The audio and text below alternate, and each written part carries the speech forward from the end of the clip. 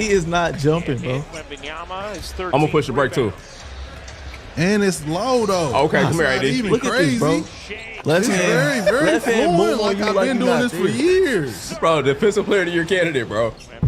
This might be the wildest generational rivalry debate basketball has ever seen this early in two players' careers, and if you are not paying attention to what is happening between Cooper Flagg and Victor Wembanyama right now, chat, you are genuinely missing the most important conversation in the entire sport. We are not talking about two veterans going back and forth at the trade deadline.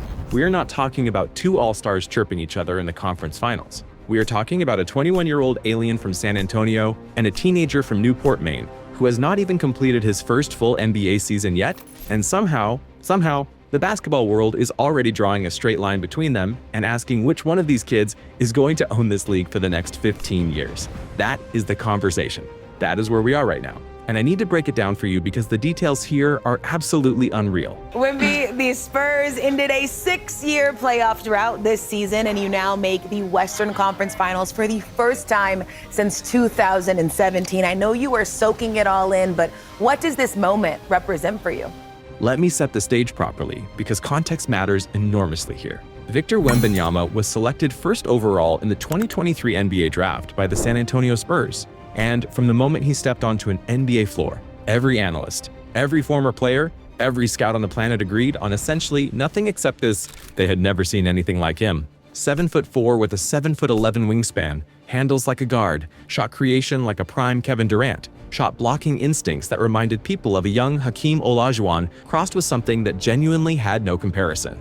In his rookie season, Wembanyama averaged 21.4 points, 10.6 rebounds, 3.9 assists, and 3.6 blocks per game. 3.6 blocks per game, chat. The last player to average numbers even close to that over a full rookie season was, well, nobody. The man was operating in a statistical category entirely his own. NBA Twitter was not calling him a prospect anymore. They were calling him a generational anomaly, a creature, a cheat code the league had not figured out how to patch yet. By the end of that first year, the Wembanyama era felt not like a promise but like a declaration. The future had arrived, and it was wearing a Spurs jersey. And then Cooper Flagg showed up, and chat, I need you to understand what that means. Flagg, born December 21st, 2006, out of Newport, Maine, committed to Duke University and proceeded to have one of the most talked about college basketball seasons in recent memory. Playing for Coach John Skayer's Blue Devils, in the 2024 to 2025 season, Flagg posted averages of 19.2 points, 8.6 rebounds, 4.2 assists, and 1.8 steals per game. He led Duke on a deep NCAA tournament run that had people on ESPN and FS1 and every basketball podcast on the planet talking about him the way they had not talked about a college prospect since, honestly, you could make the argument since Zion Williamson back in 2019. Scouts were describing his feel for the game at 18 years old as genuinely unprecedented. Not great for his age. Not impressive given the circumstances. Unprecedented, full stop. And when the 2025 NBA draft came around, there was not a single mock draft anywhere on the internet that did not have Cooper Flagg going first overall. Not one. The Dallas Mavericks won the lottery and they made that pick without blinking. With the first pick in the 2025 NBA draft, the Dallas Mavericks select Cooper Flagg from Duke University.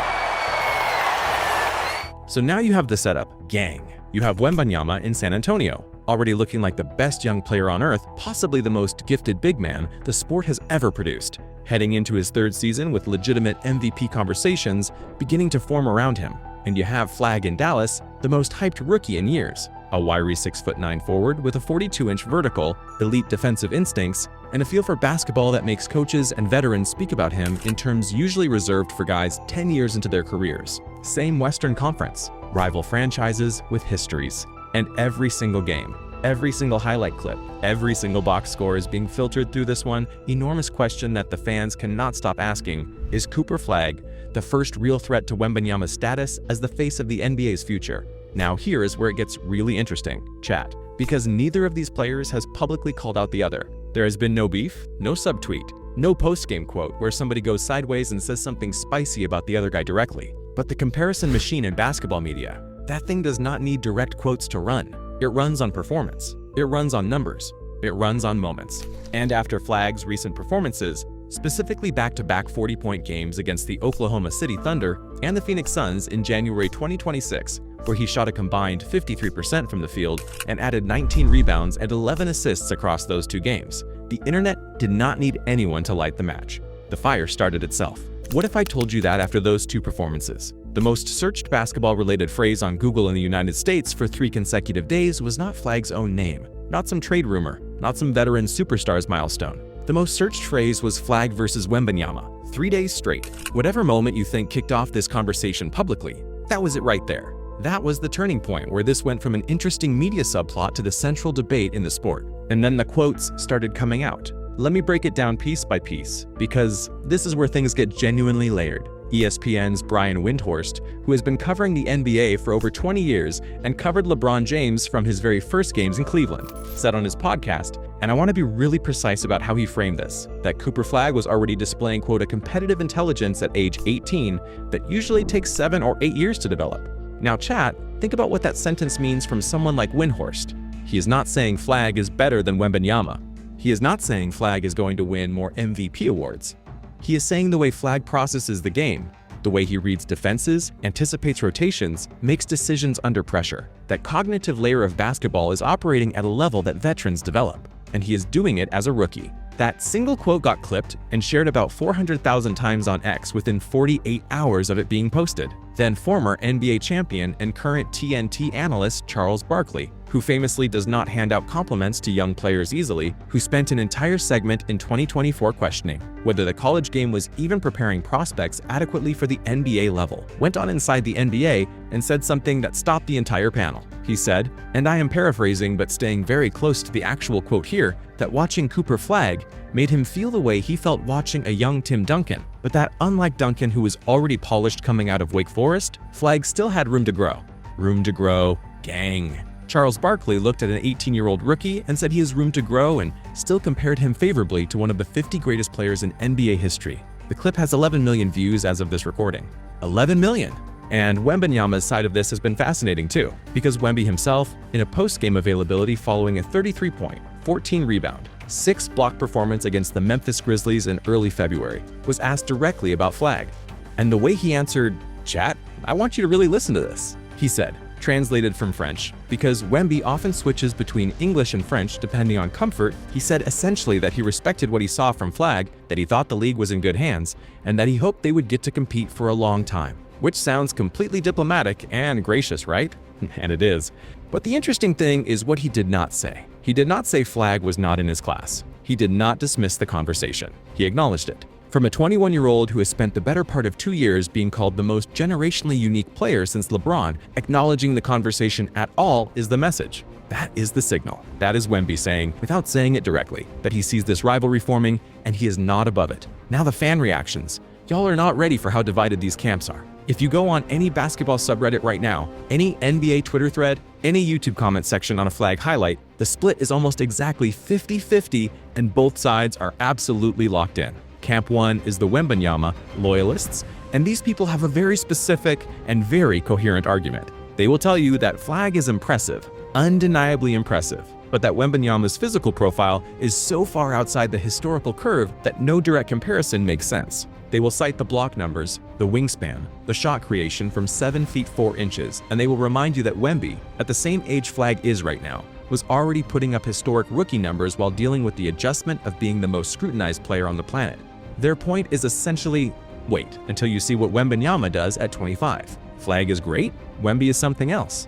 Camp 2, the Flagg believers, and this camp is growing rapidly, will counter with something really interesting. They will tell you that physical uniqueness and basketball dominance are not the same thing. That the NBA is littered with physically freakish players who never became the faces of the league because the mental and competitive components were missing.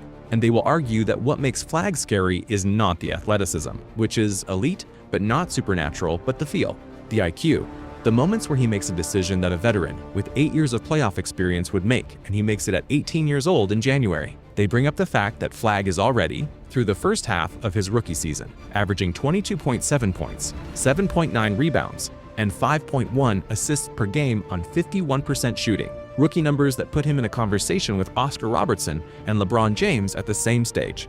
No cap, those are the names being invoked. And the Flagg camp will tell you that in 2 or 3 years, when he has filled out physically and added another gear, the conversation is going to look very different. Former NBA point guard and current ESPN analyst Chauncey Billups, someone who played 17 professional seasons and won a Finals MVP, weighed in on this with a take that I thought was genuinely the most nuanced thing said about this whole situation. He pointed out that every generation of basketball needs this tension. It needs 2 players at the top who are pushing each other even without direct confrontation. He drew a comparison to how Magic Johnson and Larry Bird elevated each other throughout the 1980s, how the presence of the other made both of them better, more motivated, more locked in every single night. He said what was happening between Wembanyama and Flagg felt early, but real, and that the Western Conference was going to be must-watch basketball because of it for the next decade. And that is the bigger picture that nobody is really saying loudly enough. Chat. This is not just about 2 players. This is about what happens to the NBA when the 2 best young players in the world are in the same conference, on rival franchises, playing each other multiple times a season, and being compared to each other in every single media cycle. The ratings implications alone are staggering. The first time the Mavericks host the Spurs this season drew a peak viewership of 4.1 million on ESPN, which was the highest regular season number for a non-Christmas, non-finals game since the early 2010s LeBron era in Miami. 4.1 million people tuned in for a regular season game in November to watch 2 young guys who have never publicly said a negative word about each other. That is what this rivalry is already doing to the sport from a cultural and commercial standpoint. And they are 18 and 21 years old. They have potentially 15, 16, 17 more years of this ahead of them. What makes this moment particularly wild, and I keep coming back to this, is the message that Flagg's performances are sending without a single word being spoken. Every time he drops 30, every time he makes a play that makes the broadcast team go silent for a second before losing their minds. Every time his highlights show up on the timeline right next to Wembanyama's highlights and people start doing the comparison naturally and organically, that is the message. Not a press conference quote, not a social media post. The basketball itself is the statement. And Wembanyama understands that better than anyone because that is exactly how he entered this conversation 2 years ago. He let the game speak. And now Cooper Flagg is doing the exact same thing, and the entire basketball world is listening. The historical parallel that keeps coming up, and I think it is actually the right one, even if it feels premature to say out loud, is that this feels like the beginning of something the NBA has not had in a long time. A genuine, clean, 2-player dynamic at the very top of the sport where both players are on different teams, in the same conference, at the peak of their powers, and where the question of who is better does not have an obvious answer. Magic versus Bird, Jordan versus, briefly, Dominique, Shaq versus Duncan, Kobe versus LeBron. The league is always more interesting when there is real tension at the top, and right now, gang, whether either of them has said a single word about each other or not, that tension is building every single night. So here is what I want to leave you with, because this is the question I genuinely do not have the answer to, and I think it is the most important one in basketball right now. Wembanyama is the consensus number 1. He has the physical gifts, the head start, the statistical foundation, and the universal acknowledgement from players, coaches, and analysts as the most unique talent the sport has ever produced. But Cooper Flagg, at 18 years old, is already making a case that is impossible to dismiss. Not because he is more physically gifted, not because his ceiling is provably higher, but because of the feel, because of the moments, because of what Windhorst said about the competitive intelligence that takes years to develop that Flagg already has. So the question I want you to answer in the comments right now is this: do you think there is any realistic world, given everything we have seen so far, where Cooper Flagg ends his career having won more championships and more MVP awards than Victor Wembanyama? Because I genuinely want to know where you stand. Drop it below. And if this breakdown hit different, make sure you like and subscribe, because we are going to be covering this rivalry for the next 15 years, and we are just getting started.